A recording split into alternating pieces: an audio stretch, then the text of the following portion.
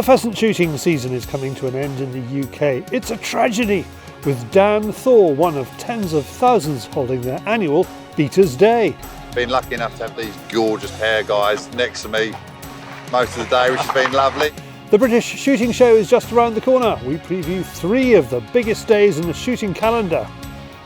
Are you fed up with trees? Deborah Hadfield talks to the country folk who are rebelling against wood planting forced on them by central governments in cities hundreds of miles from where they live. We've definitely got to pick the right locations for tree planting, and this to me certainly isn't it.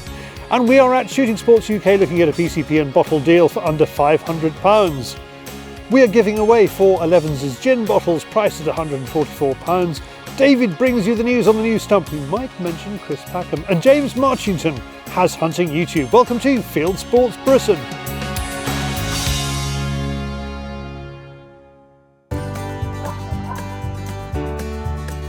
Instagram star Dan Thor and his mates have been beating all season on this estate at Brent Pelham in Hertfordshire.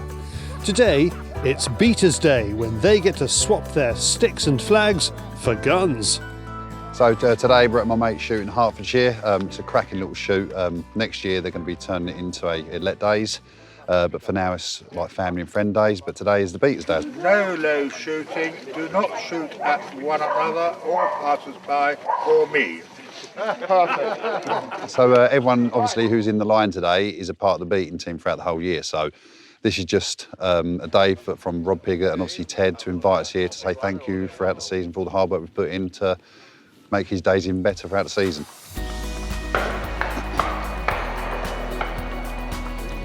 Yeah, nice lot of shooting. I think they're quite the way down already, the beaters.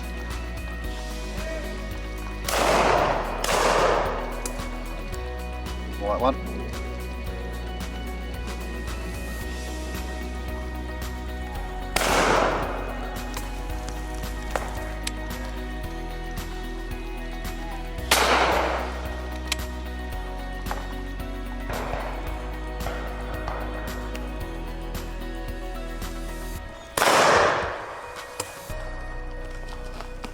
Lucky enough, we took 3 birds there, which was a nice little drive. They had a lot of shooting out the front. Obviously, due to avian bird flu, they haven't had the amount of birds down this year, but it doesn't matter. Never makes for big days. It's always about just being out with the friends and enjoying a good day, really. I know, it was quite nice down there because they were coming. There was some that was coming. There was a few come through, but they were low. But then there was a few. We're all friends, in and out of the shooting world. So it's nice to have banter throughout the day, take the mick out of each other's shooting. Obviously, we're here. We're not going to hit them all. If we did, it wouldn't be very good. So, yeah, throughout the day, I'm sure you're going to see plenty of banter. I think I might stand in front of the pig. I reckon here, don't you? Well, I'll stand just to the side like this. Today, I'm using the MK38 Miracle Trap.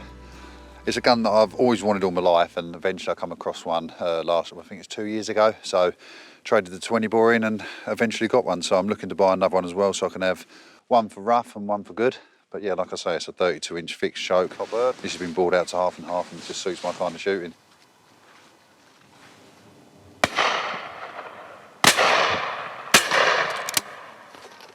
I always think, I used to have a lot of guns back in the day, 5, 6, 7 different guns, and obviously you'd be out, take a different gun out each time, but nowadays I think so, might as well stick to one gun and get good with that gun. So yeah, no, I'm glad I found it, and like I say, I do shoot pretty well with it. Obviously we miss the odd few here and there, that's how it is, but it's a lovely gun. It's been a good drive this year though, mate. The birds are flat. Rob was worried about a cover when he robbed. Yeah. Landowner Ted Barclay is taking a close interest in the day. He knows the beaters are a vital part of his team. The Beaters Day is rather an important day for obvious reasons. Particularly as quite a lot of the beaters are rather better shots than the regular people who get asked. Yes, well, they seem to be enjoying their day anyway. Yeah. I hope they do, because they deserve it, actually. They work hard through the season, don't they? Exactly. You couldn't have a shoot without them. Well, you have a very miserable shoot without them, anyhow. Very true. Have you had a good season? Not bad at all. No, it's, we've been actually very lucky with the weather as well. We're quite lucky today, aren't we? Yeah. The sun is actually emerging now, but after the drive, which was the last one, but the sun is always in your eyes. Today, so far, we're having a great time. Just had an Elevenses just now, quite a long one, which was lovely to chat. And as you can hear, that they've started shooting now. There's one gone over Jimmy again.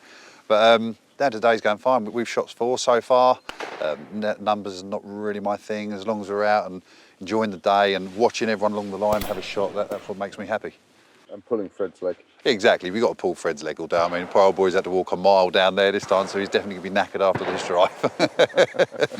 But no, you usually get a lot of birds come out of here, but we've got next door shoot, which is literally just there. So any birds that are flying across, they want us to try and kill, obviously.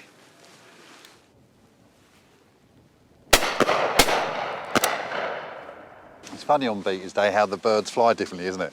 They're not stupid, are they? Next, it's back to the farm for lunch, delivered personally by Ted with his wheelbarrow.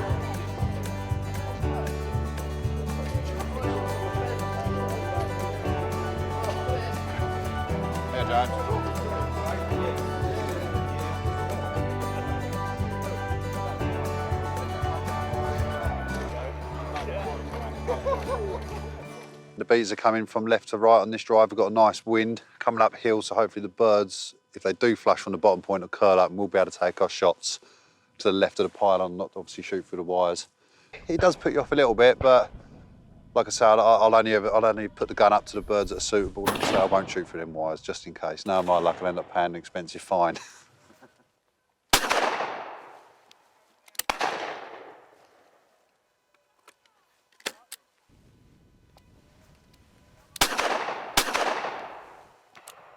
Today, got the new Jack Pike shooter's gilet. It's something I really like. I mean, it's got easy, accessible pockets there, as you can see, instead of having the zip-up pockets. Oh, and I've also got like just under this one, there's another small little gilet there, little puffer gilet, which is lovely. Got the socks on as well, the shirt and the jumper and the tie. Yeah, like I say, it's affordable, good clothing, and it's something I enjoy wearing. Josh, shoot them. Yeah, that wasn't a bad drive. Like I said, we had the pylon directly in front of us. We had the sun to our left-hand side, but the birds were curling mainly back up the middle of the woods where the walking guns were, which they seemed to have a good bit of sport there, which was lovely to hear. Shot a couple of partridges there, pricked a cockbird, which hopefully they picked up, but overall, no, it's been a good drive.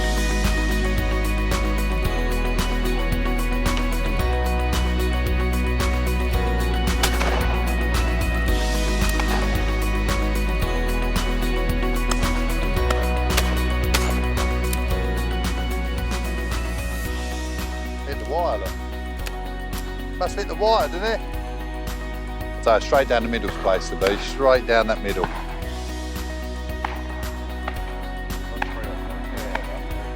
Give me shot one. I know. 2 even, yeah? Got his eye in now, mate. No stopping him. That's because he's got some ball cuts, not his homework.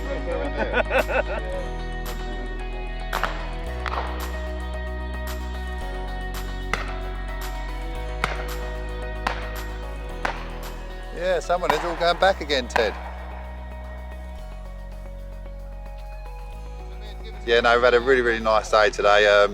Been lucky enough to have these gorgeous pair guys next to me most of the day, which has been lovely. Yeah, been some good bird shot throughout the day. Rob shot some good birds, I've noticed. Fred did as well. Go on, tell them about your little left and right just a minute ago. I shot the left and the right on the last drive, last 2 birds of the drive.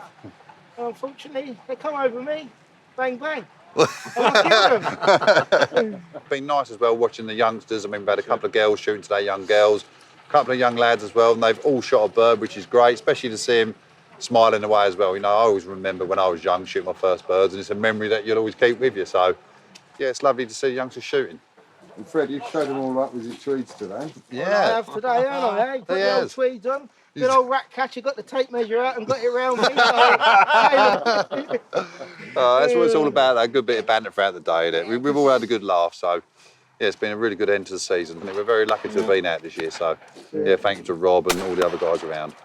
You can follow Dan on Instagram, link below. Find out about Maruku and Browning guns at browning.eu or on Kit Finder. And for more on Jack Pike clothing, go to jackpike.co.uk. Thank you, Dan, and all his beating buddies. Now, this week's prize is 4 bottles of gin from the Elevenses Distillery, which is in North Wales on the banks of the Menai Strait. They are priced at £144 and the flavours include orange and passion fruit, a seaweed called sugar kelp and a Welsh dry gin. The distillery is called Elevenses after the shooting party tradition of stopping for a nip at Elevenses. There's a link to the distillery below. If you'd like to know how to enter the draw, watch the Fieldsports Nation's own TV show Fieldsports Extra, which is out on Tuesdays.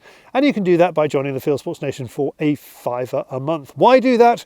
Well, this week, Chris Packham wants to sue us. Whether or not he has a case is up for discussion. We say he doesn't. He says he does. There's a full report on where we are with this in Fieldsports Extra. Next, talking of angry, self-loathing TV presenters, it is David on the Fieldsports Channel News Stump.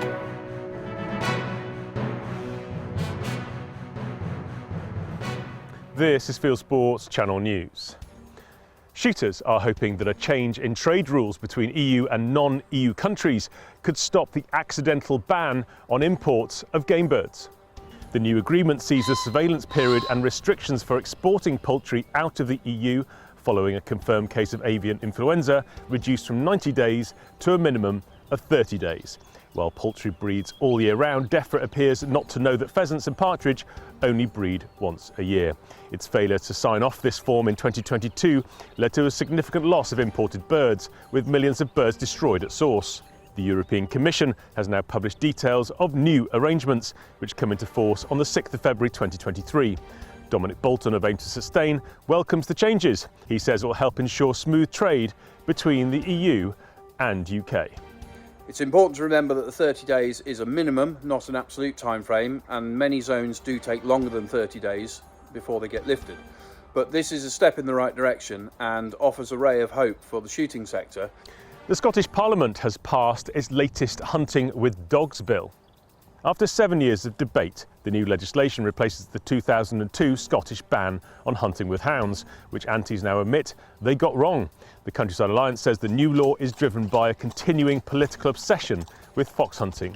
The law allows unlimited number of dogs in beating lines as long as no more than 2 dogs come together at any time, as well as creating confusion about rough shooting. It licenses packs of hounds and bans trail hunting. The Scottish Gamekeepers Association says it is vital that licences are obtainable and workable.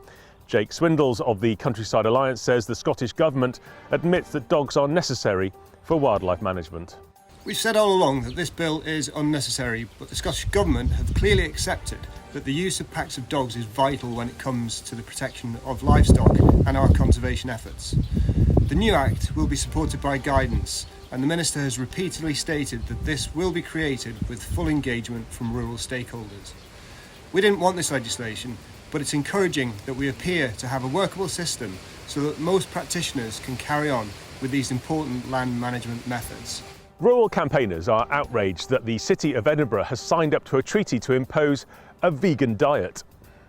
The treaty calls for schools, hospitals and nursing homes to move to plant-based meals. Members of the Scottish Parliament have also raised concerns about the decision by the City Council. They say it's a slap in the face for Scotland's farmers. A private member's bill to ban the importing of hunting trophies into the UK has passed another stage in the parliamentary process.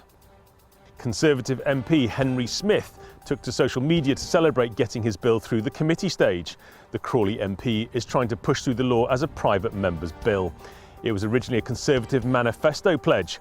It's now reached the report stage, which means it will be considered by MPs on the floor of the House. Big game hunters and conservationists oppose the bill, saying it will damage the communities and wildlife that depend on the income from hunting. Hunting as a land use, yes, takes the lives of select animals, old male animals. But there are thousands of animals that survive, that prosper, that grow populations right here because the land use provides value for them to remain on the ground. A video on YouTube shows a confrontation between antis at a meet at the Grove and Rufford Hunt in Nottinghamshire. Antis sprayed a hound with a substance thought to be citronella. A supporter of the hunt confronted a Sheffield hunt saboteur and pleaded with them for a sample to give to the vet for a toxicology report. The antis refused. The hound later had to be put down. This is not the first time it has happened. Aunties killed another hound with citronella in 2018. And the hounds care about foxes and but you don't care about hounds or horses. And justice and the law. Stalkers shot a record number of wild deer in Ireland in 2021 and 2022. The National Parks and Wildlife Service say that the stalkers shot more than 55,000 deer under licence, up by almost a quarter.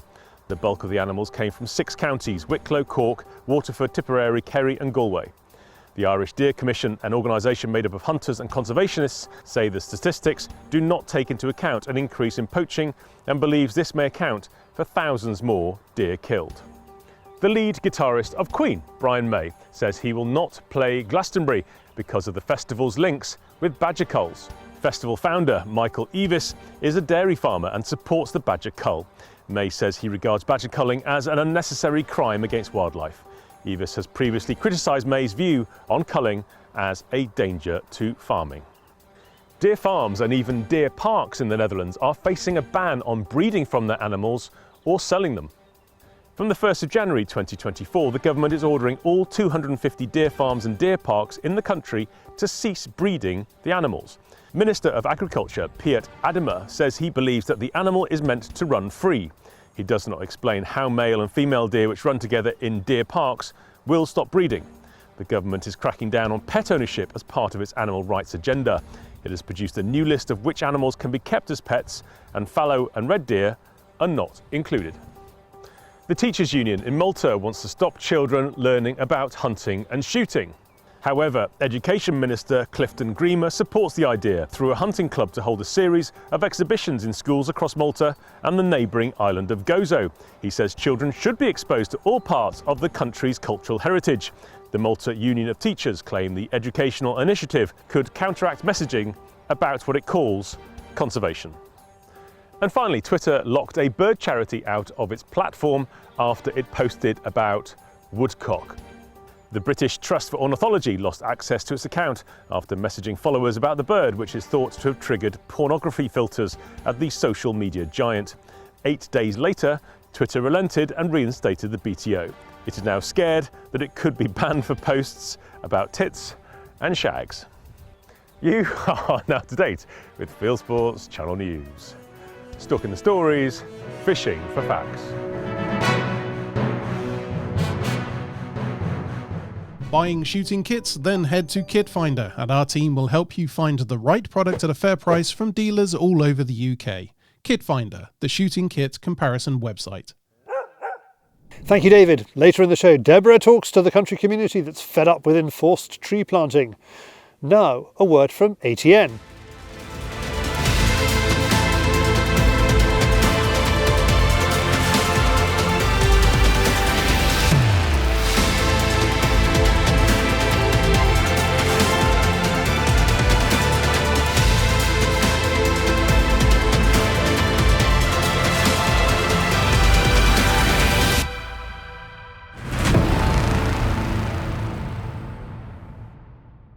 If you want to see kit like that, and lots more like it, the place to go is the NEC in Birmingham on the 17th to the 19th of February 2023.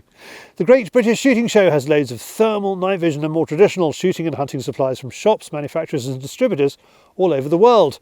Show director John Allison is up there, and I got him to park his video camera on a packing case and tell us about it. Nice to be reporting from the NEC. Behind us is our entrance 7 to the show, and in a couple of weeks' time, goodness me, it's going to be busy through here with the British Shooting Show.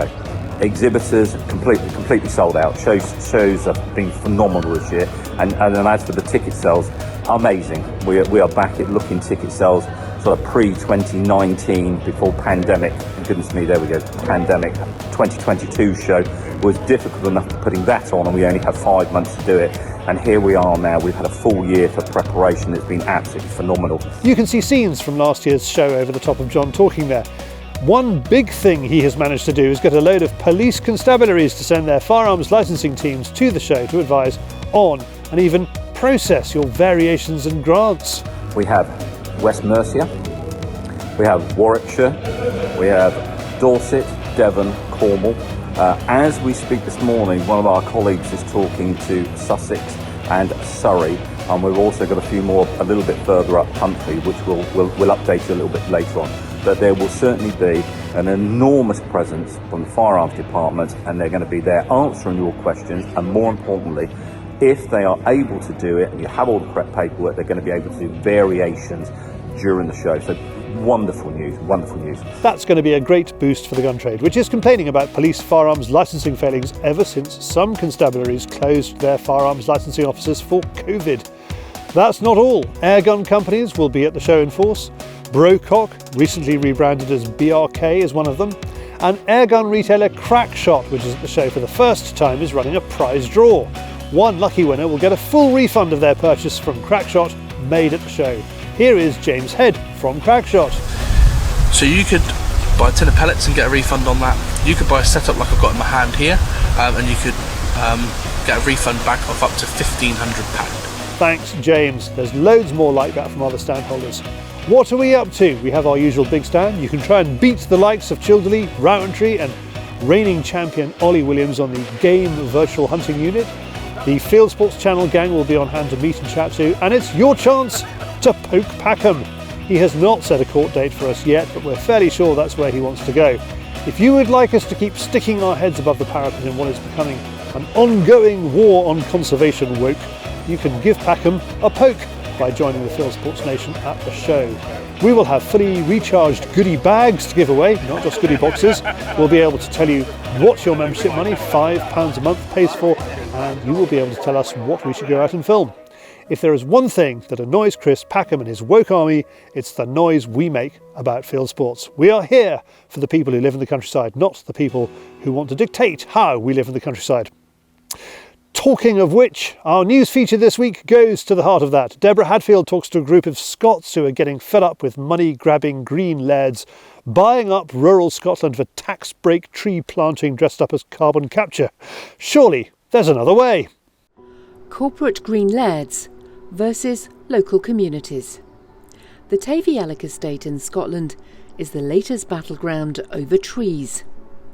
The 3,500 acre estate in Argyll is up for sale for £10.4 million. A group of locals want to buy it, but they're up against a company called Highlands Rewilding that plans to plant it with trees. The company already owns 2 Scottish estates, Beloit in Inverness-shire and Beldorney in Aberdeenshire, where it's carrying out what it calls rewilding work. As well as the damage they do to wildlife by sacking gamekeepers, there is controversy about green lairds, such as Highlands Rewilding, buying land where they can make money by planting trees to offset carbon emissions elsewhere. These schemes are pushing up land prices and making it tougher for local people to compete. It's not trees per se, it's the money from trees. So this is all about the further financialisation of Scotland's land resource. So rural communities are suffering hugely from issues like depopulation, which impacts on the school rolls. So the schools close, you can't get nurses or care workers locally. Businesses can't get employees because we're seeing huge depopulation, because trees and carbon are seen as more important than people. It's a problem for country people all over the UK. In Wales, farmer Gareth Jones questions whether trees are the best solution. Regenerative agriculture and tree planting are both of the same. So, you know, I'm not against planting trees, but what I am against is these monocultures of just planting one tree or thousands of trees in areas. What we need to be doing is hedges and edges. We can use that then, you know, to sequence the carbon and give livestock, you know, shelter, and as well it will give habitats for different invertebrate and different wildlife, insects, all this, bird life, all this works together. So hedges and edges, the right tree in the right place, and utilising what we've got on our land. Rewilding is also controversial in England. So the big question is, would I like to see regeneration across these grouse moors? Absolutely not. No. I also wouldn't like to see whole-scale tree planting either. I think this landscape carries more biodiversity now than it would do as its woodland equivalent. And I think we've got to think about that into the future. As we said before, the right trees in the right locations for the right reasons. We found examples on the edge of the moor where tree planting can work. We found where regeneration can work as well on the edge of the moorland. But right in the centre of the moorland, where these birds are nesting, where this landscape attracts millions and millions of people, one of the most iconic parts of our uplands, whether that be Bowland or Northumberland or the Yorkshire Dales or the Peak District, whole-scale tree planting in these areas I don't believe would help. Rural communities want a say in how the land they live on is used. Well, it's very important for us to be lobbying every single day. We need to be sharing our stories. Government, policymakers are so far removed from the real farming systems, and we need to readdress that. The farmers are the people that have got their hands in the soil, and they are knowing what's needed. And these policymakers and these governments need to listen to the people that are feeding them. To go forward, we need some kind of hub of really good farmers lobbying and making sure our voices are heard in the right places. Gareth says trees aren't the only way to combat climate change. He says land should be used to secure the environment and provide a sustainable source of food. Upland farming is very unique, it's very diverse, but as well, if you look around you, we are storing hundreds of millions of tonnes of carbon. And by using these creatures, white fluffy things and cattle, we're able to control the grass. Every time the grass grows, and it sequences back in the carbon from the atmosphere. So these are intricate parts of the upland systems. And you know what? We've got some of the rarest flora and fauna and wildlife up there, and we need to protect them. These animals in life and in death can feed many, many families on the mountains. It's taking those really important decisions, balancing everything up that you need, whether it be flood risk or the rural economy, or whether it be what's right for shooting or what's right for agriculture or what's right for biodiversity, and then selecting those woodland areas or those regeneration areas really sensibly, and then working with lots of people as well to make sure that it works. And then we spoke a little bit about follow-up management, but there's no point planting these trees or having these regeneration areas if you're not going to do the management. So the rabbit control, the hare control if needed, the squirrel control, those things that are going to go and the deer control particularly, those things that are going to go and eat that woodland or stop that woodland from growing, well, there's no point planting it if you're not going to do the management as well. Planting hundreds of thousands of trees may appear to be the solution to tackling the climate crisis in the short term. But the long-term cost to rural communities may be much higher. The market is such at the moment that lots of external businesses who are looking to either buy up carbon credits or to offset their own carbon, we're seeing a lot of airlines and big transport companies buying up carbon. They are using Scotland's land as a route to addressing their own issues, and they're not interested in speaking to local communities. They're not interested in affordable housing or whether the school closes or whether they can't get any nurses, because they're just seeing that piece of land as an asset that they need to extract the maximum value from. We have had a lot of, crazy ideas about plant-based diets and how we can save the planet. How we can save humanity is by eating seasonally. As I stand here right now, I'm standing on peatland, the largest carbon store in the country.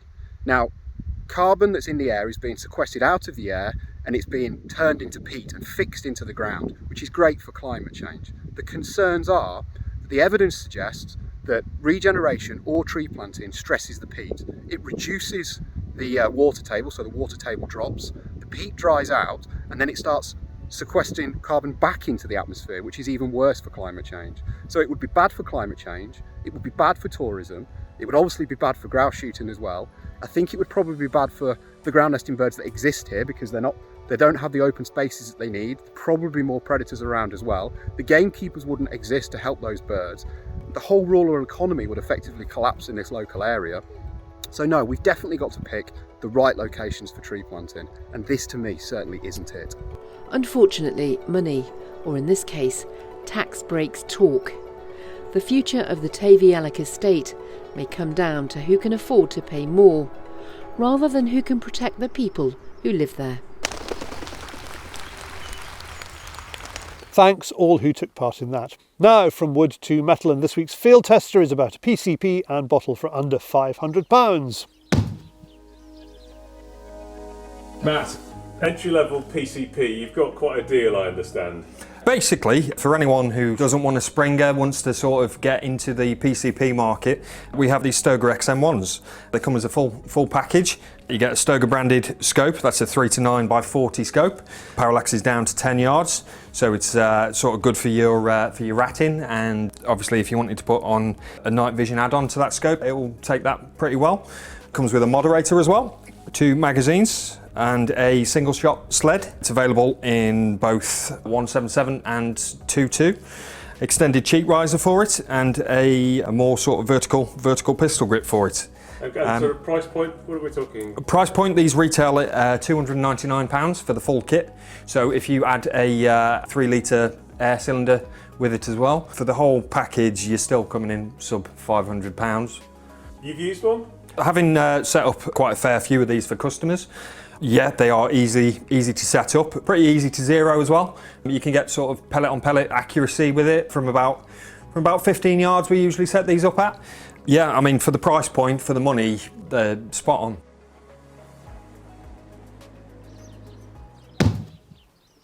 From kit to the wider world of hunting and shooting films on YouTube, brought to you by James Marchington, it is Hunting YouTube.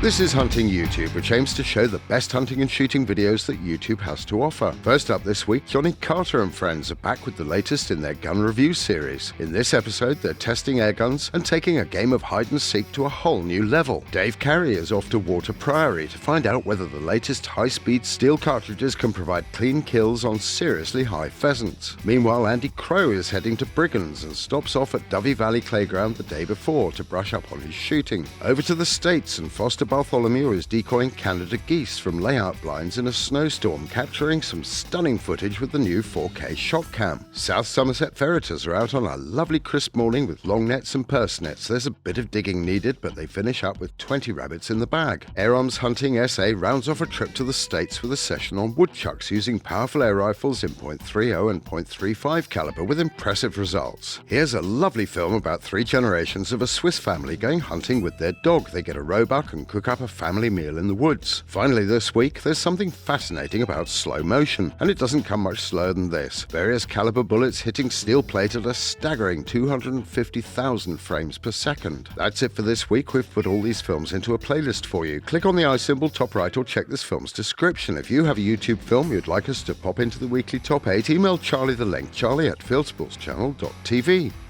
And that's it for this week. If you haven't done so, please whiz over to our website, fieldsportschannel.tv. You can take a like us there on Facebook and on Instagram. You can follow us on Twitter, subscribe to us on YouTube, pop your email address into our register page and we'll contact you about this show. Fieldsports Britain, it's at 7 p.m. UK time every Wednesday. And this has been Fieldsports Britain. If you're going to the Countryside Alliance Rural Awards in Edinburgh on Thursday, I'll see you there. Good hunting, good shooting, good fishing, and goodbye.